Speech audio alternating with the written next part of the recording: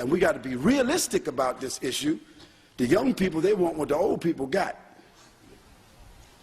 They see Pops, he got a wife or two.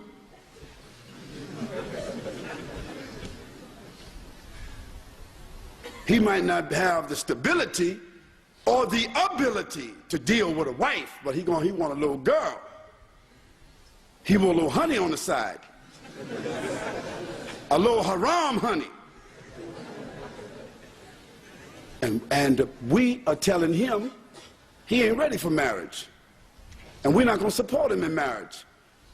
Since he didn't finish school, and since he ain't do the job we want him to do, and since he ain't doing what I told him to do, don't get married. So what you telling him to do? You laying down with your wife every night, or going to visit your other wife on other nights, what you think your son doing? He a grown man just like you are. You have to facilitate what the young people need. Make a room. If your son has a room in your house, let him go get him a wife and bring that wife in his room, in your house. Better for him to have a wife, and you and your wife take care of them until they get themselves on their feet, than for him to go out and deal with the haram. And the same thing with the daughters. How come the brothers don't want to give their daughters away? He looking for Prince Charming to come. He looking for that brother who got a good job, brother who got a good education, the brother who gonna spend $10,000 on the dowry, $10,000 on the apartment, $10,000 on Pops too.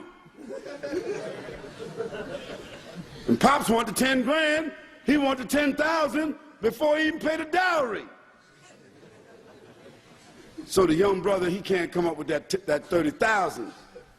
So what's he gonna do? He can't get married. So the young sister, what happens to her? She looking, he looking. And when moms and pops is not looking, they hooking.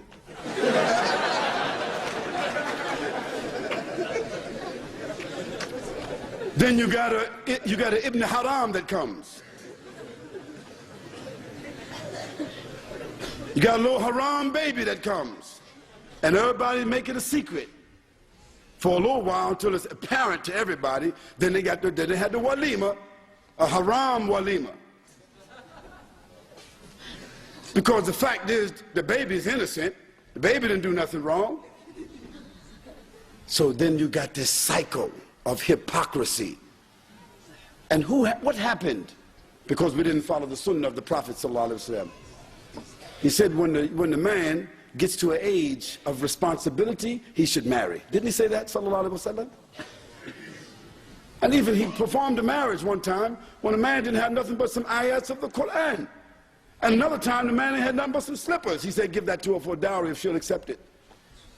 Of course, I'm not going to give my daughter to none of you guys for no slippers. But this shows the sunnah, the practicality of the sunnah.